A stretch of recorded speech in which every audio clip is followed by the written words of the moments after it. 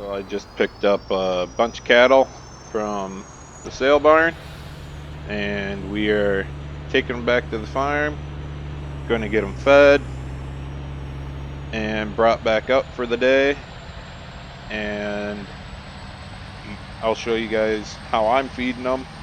I did not plant any crops because my goal is to do soybeans and corn. Since it is Iowa, we do not do a whole lot of anything else. I know a couple of the farmers around me here, they do winter rye, which that's another crop that could be put in. And the issue with that is most of them only use that for feed. If a lot of the farmers around us here do wheat, oats, or any of that, it's either for feed or you got to take it quite a ways to find a co-op that will take that. So that's my reason there. And then we are going to figure out how much I need of what. And as you can see, I got a lot of corn stalk bales. And since I wanted to get the corn stalks done, I did not chop any corn. So I took the second cut off of the hay out there and chopped that for haylage. And then my plan is to possibly buy another field, and either we are going to continue making a couple rounds of hay bales and then make a round of haylage, or I think I'm going to do a big corn silage this next go around, this next season. I am on 6-day seasons, so therefore second day of winter. I have 4 more days of winter left, and we'll try to figure out what I need for cows. We're going to get these guys unloaded here and see what we can get up to. I'm pretty sure I had 55 cows before, and it looks like we're up there quite a ways. I did grab a few Holsteins and Ashires just so they reproduce. With editing the seasons geo that I got, I'm trying to get it more snow, and I also added the animals in there, so it's really just a big test to see what everything is coming out to and everything like that. So as of right now, it looks like rain Thursday and Friday, which the temperatures are pretty warm there, so I think that needs to be adjusted back down possibly. And now we're going to check on our cows. So got quite a bit of feeding to do here, and we'll start with that.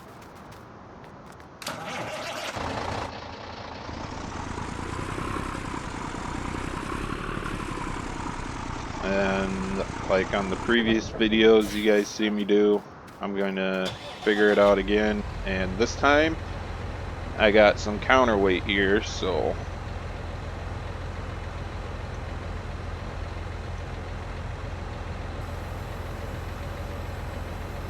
if I can get my buttons figured out again.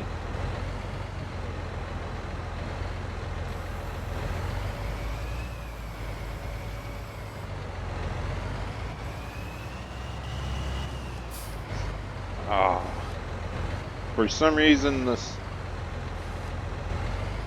forks are not like in the cornstalk bales, and I am using the big bales. They are not the in-game bales, so therefore the physics are a little bit different on it, and I'm gonna say we got it that time. So I'm gonna start with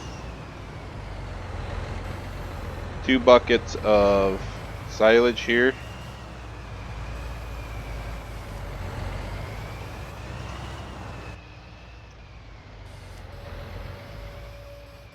And now that I do have straw to put in as filler, I should be able to get quite a bit mixed up.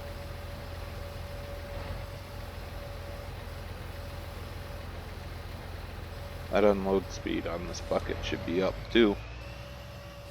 Make a note of that.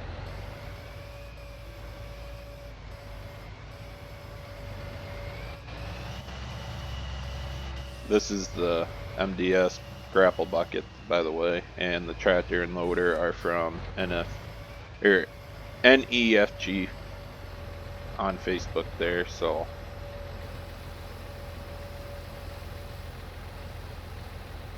as you can see, almost 9 hours on it already, so I really like this tractor. It's my all-around tractor. You can get her to have enough horsepower to do your field work too if you wanted to, which that's why I really like it. Just all around great size tractor to have. I think I got about 220 horse, if I remember correctly, on it, just in case I needed it, so I didn't have to mess around with other stuff. We're going to put the full bucket of cracked corn in, and a full bucket of, I'm pretty sure this is dry distillers. I could be wrong. No, this is wet cake. I was wrong. Gluten. I was way off.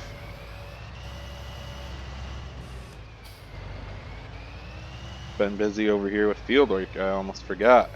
I need to start doing this every morning again. As you can see, it's already late or midday, so I'm late again. And now we're going to go after the hay, and you can see the bar on my HUD down there. I'm not even I'm about a quarter of the way full.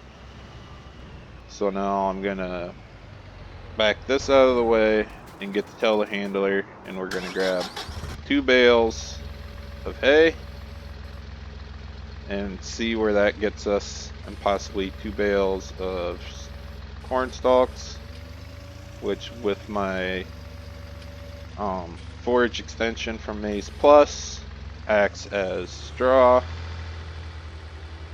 so I can mix them and feed them into anything that any pens or mixers that I want. And that, oh, don't know how that happened. But that put us about half full. The mix is right. It's on the edge, but that's okay because I'm going to go over and grab 2 straw bales, cornstalk bales, and throw that in and see where it gets us. And if we have to add more silage, which it looks like we will, that is exactly what I wanted. And like I said, I'm just trying to figure out the perfect ratio here of what I need from what to get me full and make total mix rations, and then it will fill everything in the cow pen also, which we also do need to get the straw filled up on them to make sure they are being 100% health wise, which I made this pen take I put the bale node back out there, so I'll show you that here in a bit, guys. And the bale trigger is really nice. You don't have to actually mix it, is the nice thing. And the reason why I grabbed the bales from over there is they will rot. I do have seasons enabled, and I had so many this last time that I needed some place to go with them, so I moved them way out of my way, you could say as a wind block, and stuck them off to the side over there. And we are going to try to use all them first before I start grabbing anything from the buildings. And I'm going to have to do manure probably here soon. I mean, I know it was getting full in there. Alright, our levels are all in the green. If I wanted to, I could put another bucket of silage or another hay bale. But we are going to try to get through winter on a low budget. And as you can see, it comes up as total mixed rations. And once I start dumping in, I'll show you guys in the season menu that it does fill everything. And as you can see, I got the manure in every pen back there. So I will have to go in and get that. Looks like somebody left the gate open. So now we're in seasons menu here, and everything should start going up. Wrong button again. It should get it all full. I'm not promising anything. It's still dumping, I can hear it. There it is. So yes, it will get it all full. And I got about a half a load left, which is pretty good. For how many cows we got and everything, that'll make it pretty easy. Won't have to mix every single day.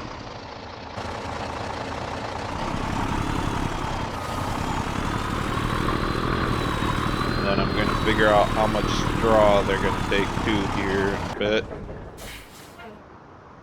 with the tractor. And the thing about the bale trigger that's really nice, if you guys got a lot of cows like this, they take a lot of straw unless you edit it like I did to change that around so they don't take as much. And with a bale trigger, you can literally leave it right in that trigger and it will take what it needs when it needs it. It doesn't take the whole bale. Like I said, the physics of these big bales are just something else. Either way, I got the two. We're going to see what they take. You'll notice once I set them down here in the trigger, they should start to, there it is.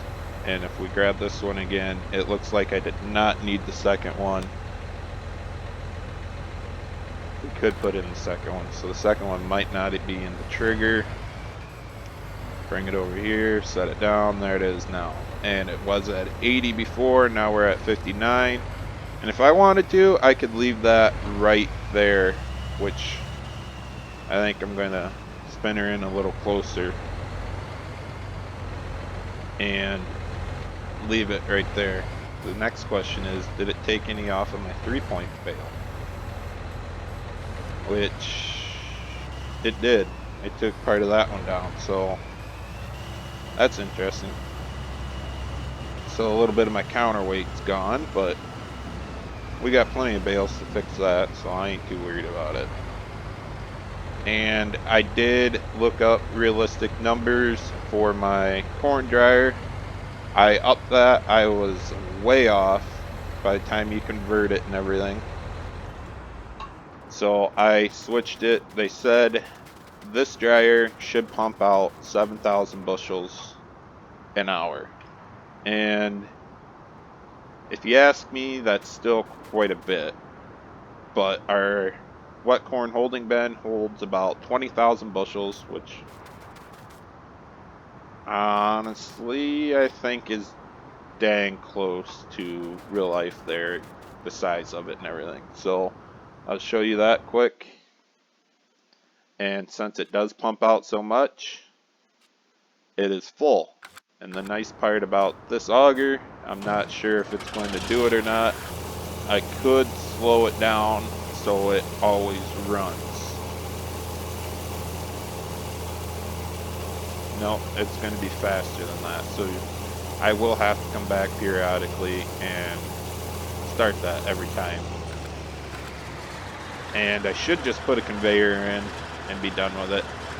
The way global companies set up and everything, I didn't want to have a bunch that it holds. So I only made it hold 5,000 once it's dried down. And with that being said, it does not go into a cooling bin until you transfer it, which I may change that too. We might redo this whole setup here. But that's where I'm at so far on the save on Flint Hills, guys. So thanks for tuning in, and see you next time.